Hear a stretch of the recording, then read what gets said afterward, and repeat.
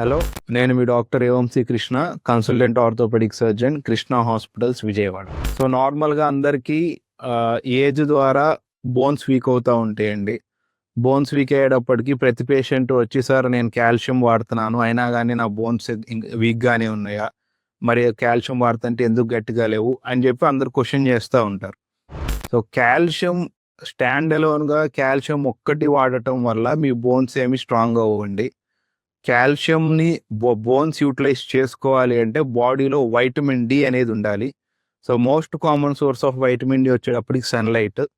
And ఈ జనరేషన్లో even young people అయినా ఓల్డ్ పీపుల్ అయినా కానీ స్కిన్ ఫెయిర్నెస్ మీద ఉన్నంత శ్రద్ధ బోన్ హెల్త్ మీద, జాయింట్ హెల్త్ మీద చూపించట్లేదు. ఎండలో తిరిగితే నల్లగైపోతామేమో అని చెప్పి ఎండలో తిరగటం మానేస్తున్నారు.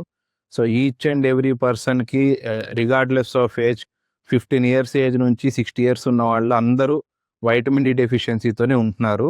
సో వైటమిన్ డి డెఫిషియన్సీ ఉండి మీరు రోజు కాల్షియం ట్యాబ్లెట్స్ వేసుకుంటున్నా కానీ బోన్స్కు పెద్ద యూజ్ ఉండదండి. At the same time vitamin D సరిగ్గా ఉండి కాల్షియం సరిగ్గా ఉన్నా కూడా మీరు రెగ్యులర్గా ఏదో ఒక ఫిజికల్ యాక్టివిటీ అంటే వాకింగ్ కానీ ఏదో ఒక ఫిజికల్ యాక్టివిటీ చేయకపోతే బోన్స్ కూడా గట్టిగా అవ్వవు. సో మీ బోన్స్ గట్టిగా ఉండాలి అంటే ఓన్లీ కాల్షియమే కాదు, ఫస్ట్ థింగ్ ఫిజికల్ యాక్టివిటీ ఉండాలి, యాంపుల్ సన్లైట్ ఎక్స్పోజర్ ఉండాలి. దాంతోపాటు at an older age calcium supplement వాడుకుంటే మీ బోన్స్ హెల్తీగా ఉంటాయి. Thank you. మరిన్ని వివరాలకు 9030-350-325 నంబర్లను సంప్రదించండి. Krishna hospitals, old global hospital building, police control room ప్రక్కన, ఫైర్ స్టేషన్ ఎదురుగా, గవర్నర్పేట, విజయవాడ.